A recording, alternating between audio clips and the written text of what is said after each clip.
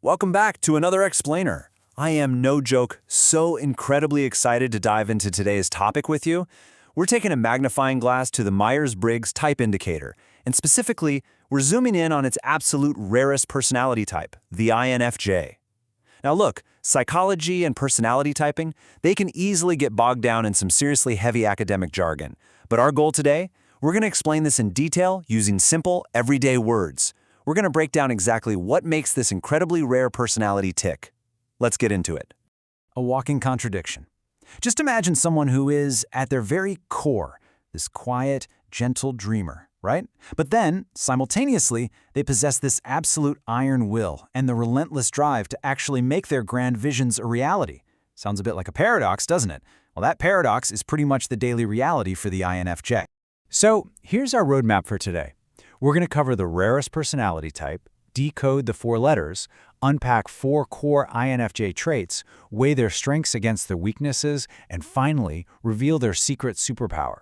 And honestly, giving you a nice, clear, structured agenda right up front like this, it's literally the perfect way to appeal to that judging trait we're about to learn about. All right, part 1, the rarest personality type, also known as the advocate. Simply being the rarest means that out of the entire global population, very, very few people process the world exactly like they do. And naturally, that creates a pretty fascinating air of mystery around them. Moving right along into part 2, decoding the 4 letters, unpacking the acronym. Okay, so let's just peel back the first layer of the onion here and translate the academic jargon of the Myers-Briggs assessment into plain English. What does INFJ actually stand for? The first letter is I, which stands for Introverted. Now, in simple words, this is really all about how they recharge their energy. It definitely doesn't mean they're always shy. In fact, they can actually be super social, but they have a very strict internal social battery. Hanging out with people, honestly, no matter how much they love them, it slowly drains that battery. So, to get their energy back up to 100%, they absolutely require solitude. They need that alone time to just let their nervous system quiet down and process the world at their own speed. Next up, the second letter is N for intuitive. While some folks might look at a situation and just see the hard facts sitting right in front of them, an INFJ looks right past those facts. They are constantly focused on the big picture. Their minds just naturally gravitate towards hidden patterns and what might be possible in the future, rather than just getting stuck on what's happening right this second. Then we have F for feeling.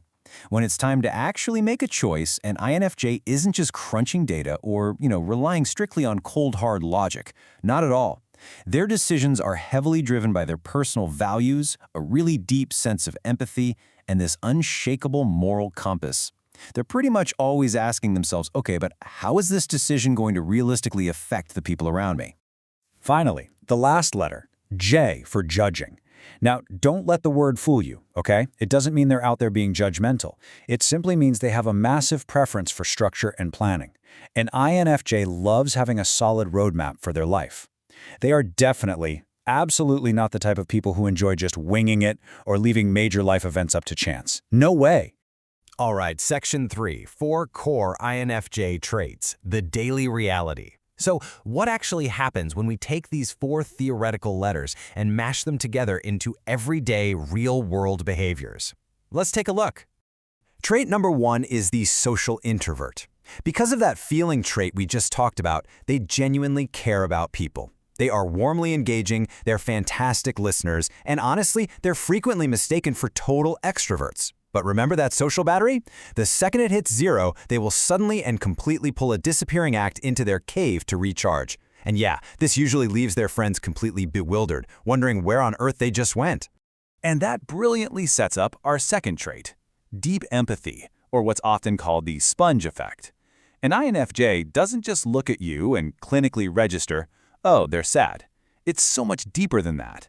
They act like a literal emotional sponge, absorbing the actual weight of your sadness right into their own chest. Now, obviously, it makes them absolutely incredible, supportive friends. But boy, it can be incredibly exhausting for them to carry all that around. Trait number 3 is their high integrity and vision. Look, if you want to chat about the weather or the absolute latest celebrity gossip, an INFJ is probably going to zone out pretty fast. They have almost zero interest in small talk or shallow goals. Instead, they're basically on a lifelong quest to uncover the deep meaning of life. Driven by that fierce internal moral compass, they usually end up championing some passionate cause, whether that's social justice, creating art, or just actively helping those in need. And the fourth trait? Well, this one is pretty famous. It's called the door slam. See, INFJs are incredibly patient. They'll often tolerate people mistreating them for way too long. But they definitely have a limit. Once a boundary is crossed one too many times, that legendary patience, it abruptly vanishes. They will slam the door instantly and completely cutting that person out of their life, both emotionally and physically. And here's the thing. It's not out of anger or revenge. It's strictly a survival mechanism to protect their own inner peace. Section 4. Strengths versus weaknesses. Two sides of the same coin. As you can probably guess, having these incredibly deep emotional traits naturally creates some pretty profound friction points in an INFJ's life. There's actually a direct connection here. Because INFJs are so exceptionally insightful, meaning they can basically see right through people's social masks to understand their true motives, they naturally develop these impossibly high standards. And that, unfortunately, turns into a major weakness: extreme perfectionism. And it's not just for themselves. They often hold everyone around them to those exact same impossible expectations. Plus, because they're so incredibly principled, they'll bravely stand up for what they believe in, even if it makes them deeply unpopular. But the flip side of caring that much is an extreme sensitivity to criticism. When they get negative feedback, they don't just brush it off their shoulder. They tend to take it very personally.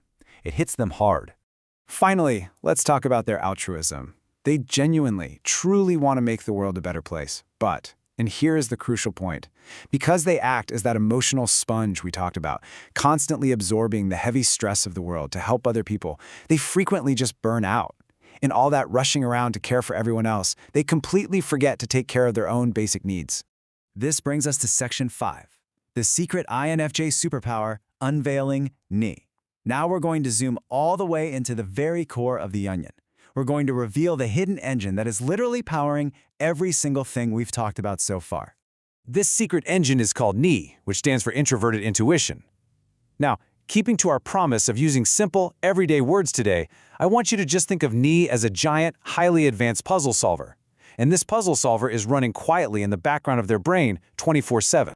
Because this background puzzle solver is constantly, tirelessly connecting dots that pretty much everyone else completely misses, the INFJ experiences ridiculously strong gut feelings.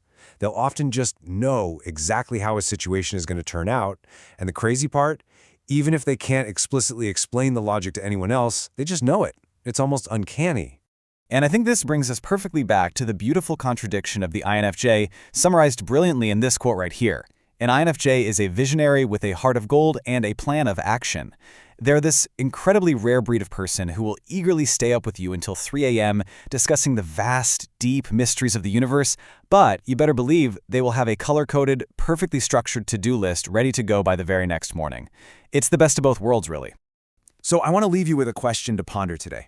Have you recognized these deep structural traits in yourself? Or, hey, perhaps you've suddenly realized that a somewhat mysterious but fiercely loyal ally in your own life might just be this absolute rarest of personality types?